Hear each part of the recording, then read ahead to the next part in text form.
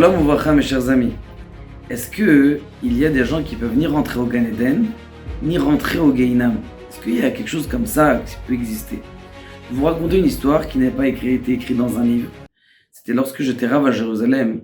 Le Gabbaï, le bédo de la synagogue, il m'a raconté une histoire qu'il y avait avec lui au Maroc. Il était l'Oraleno dans une boîte de nuit au Maroc. Et il a rencontré une jeune fille. Lorsqu'il rentre une jeune fille, il danse avec elle, tout ça. Il fait la soirée, il lui sert un jus d'orange. Et il sort de la boîte de nuit. Il sort de la boîte de nuit. Il y avait des gens qui faisaient des histoires là-bas. Et elle avait froid. Elle a dit, tiens, prends mon manteau. Prends mon manteau, tu te réchauffes. Et puis, comme ça. Donc, elle lui a mis son manteau. Elle lui a donné sa photo. Elle dit, tiens, ça c'est ma photo. Je te donne. Tu dis, ok, d'accord, très bien. Lui, qu'est-ce qu'il fait? Il va vite voir où il y a des embrouilles. Il commence à se chamailler, à calmer les gens. Et il revient. Et il voit que la fille, elle n'est plus là. La fille, elle n'est plus là. Comment c'est possible? Elle est où cette fille? Bon, c'est bien, elle m'a donné la photo. Derrière la photo, il avait marqué son adresse. Bon, demain matin, il est parti dormir.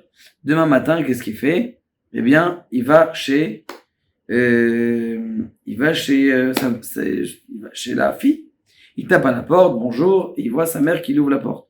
Bonjour, madame, j'ai dansé avec votre fille hier soir, et elle m'a donné son manteau. Elle a pris mon manteau, et malheureusement, je l'ai plus retrouvé, donc j'ai plus voulu lui courir derrière.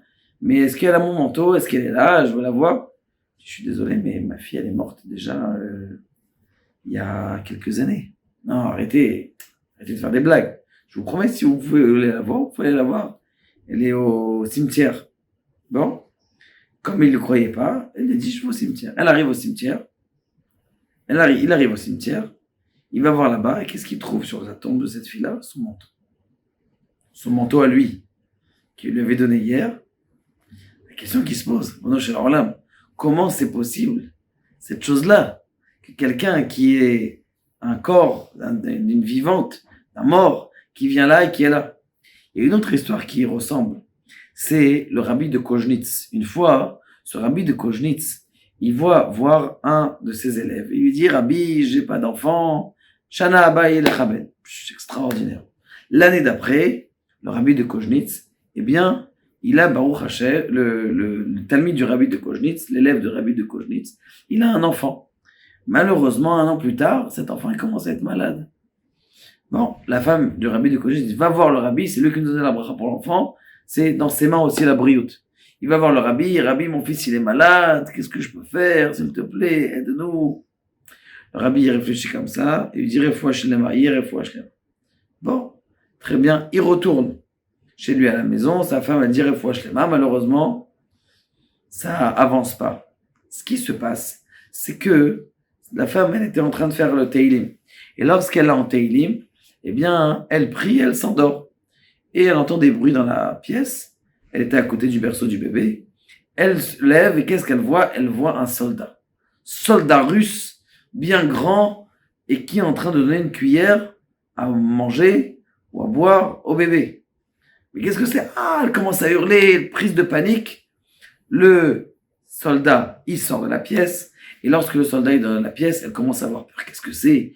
Un démon, il est sorti comme ça. Comment il est rentré? La porte était fermée. Allez, prise de panique, elle demande à son mari, retourne voir le Rav de Koznitz. Elle retourne au Rav de Koznitz. Elle arrive là-bas. Le Rav de Koznitz lui dit, t'inquiète pas, Akol et Tova.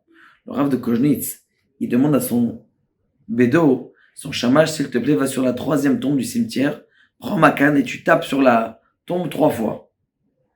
Le bédo, il écoute ce que le Rav dit. Il va taper 1, 2, 3, il tape sur la tombe et il entend un bruit et il s'en va, il va voir le Rav de Koznitz. Il arrive chez le Rav de Koznitz et ce qui se passe, c'est que tout simplement, eh bien, il reçoit la visite de ce soldat. Lorsqu'il revoit la visite de ce soldat, il lui dit, dis-moi toi, depuis quand tu vas guérir les malades, les enfants malades? Il lui dit, Rabbi, je vais t'expliquer. J'étais un khayal Et lorsqu'on était soldats, il n'y avait pas de différence entre moi et les autres. On était tous complètement assimilés. Et dans notre assimilation, on avait un jour attrapé un juif. Et ce juif-là, on a décidé de... Maintenant, moi, la seule différence que j'avais avec mes amis, c'est que, tout simplement, eh bien, j'avais marqué dans ma Théoudat Zéhout juif.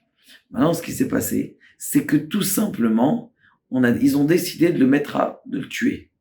Ils ont mis une potence, ils l'ont tué. Je leur ai dit, écoutez, allez-y, partez, moi je vais m'occuper de lui. Il est tué. Maintenant, ce qui se passe, c'est qu'il est monté, il a pris un couteau, il lui a coupé la corde, il l'a sauvé.